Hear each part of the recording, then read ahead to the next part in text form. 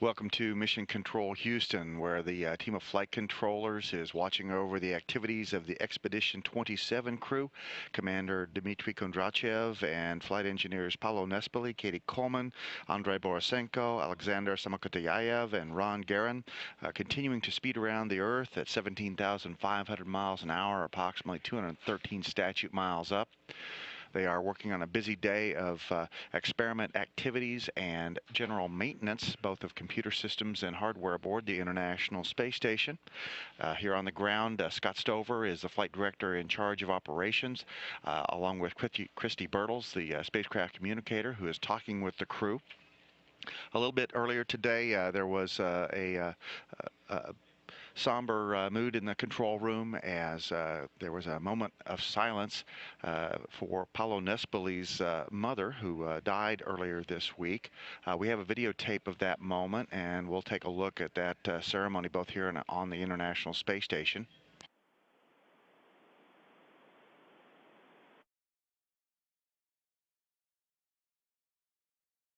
Houston, Huntsville, Munich, Tsukuba, Moscow from the station. Houston's here with you, Dima. We're halting operations. We're halting operations and observing 1 minute of silence in memory of Paul's mother.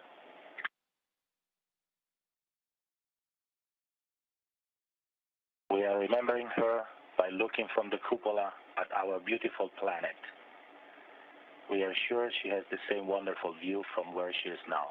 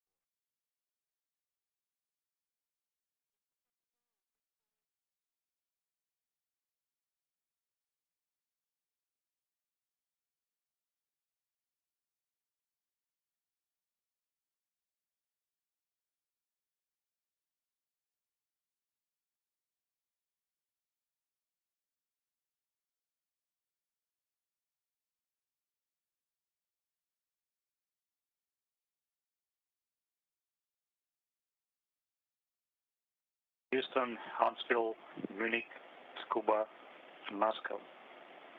We are resuming normal operations.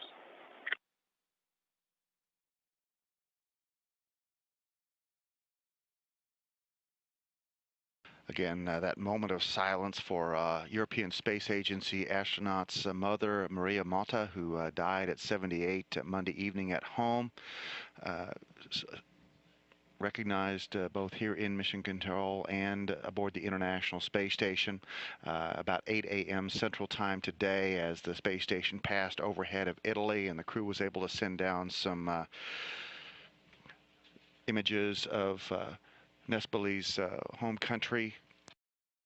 Her services are scheduled for the town of Verano Brianza. It's about town about 9,300 that's north of Milan, where she was born and raised her 4 children, including Pavlo Nespoli. Again, that service occurred earlier today.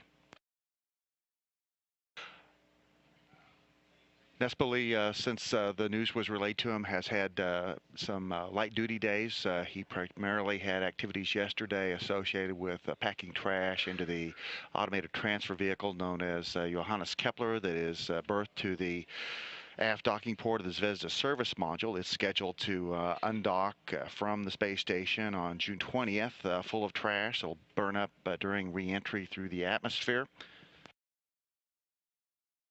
Its engines also will be used tomorrow to increase the altitude of the International Space Station slightly to bring in additional landing opportunities for Dmitry Kondrachev, Paolo Nespoli, and Katie Coleman when they get ready to depart the International Space Station.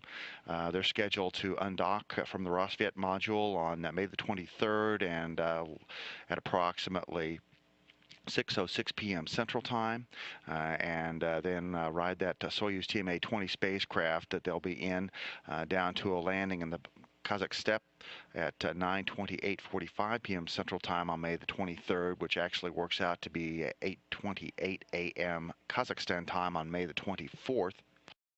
That reboost early in the morning will increase the space station speed by about half a meter a second, or 1.3 miles an hour. It is expected to increase the altitude of the station by about 1 kilometer, about a little bit more than half a mile, so that it will be in an average orbit of 214 statute miles.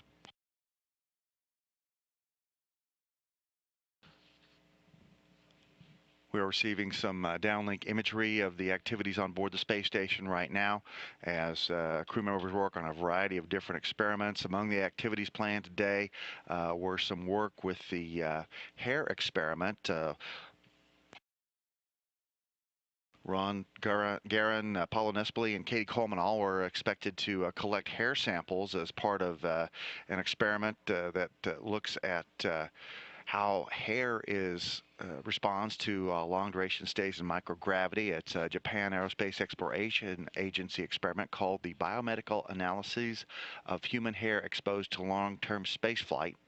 And the idea of the experiment is to look at the unique characteristics of the microgravity environment and how it may be reflected in the growth and content of human hair, looking to determine different stress levels and metabolic conditions of humans as they're reflected in their hair follicles.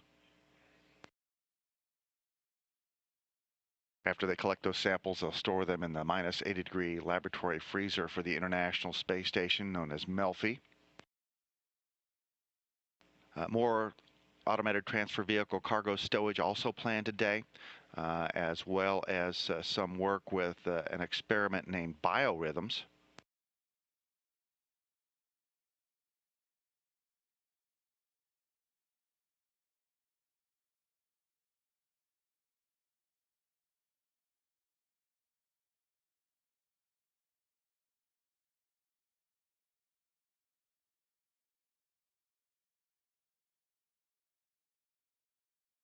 The biorhythm experiment looks at how the different cycles of the human's psychology are affected by long-duration space flight.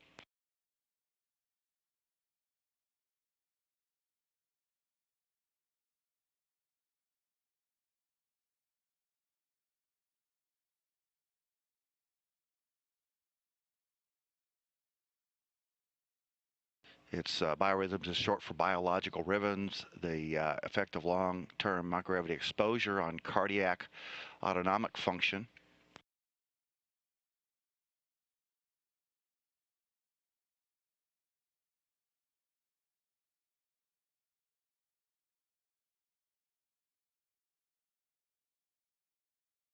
And this is another Japan Aerospace Exploration Agency experiment that examined the effect of long-term microgravity exposure to the automatic functions of the circulatory system, using a 24-hour electrocardiogram by different crew members. Katie Coleman will be the subject of this particular experiment. It's been demonstrated that spaceflight induces some adverse consequences for the heart, such as deconditioning and sleep disturbance, and that might also be accommodated by some disruption of circadian rhythms. In addition, crew members will be working with the Kabairo rack, which is a gradient heating furnace that is in the Japanese Kibo laboratory.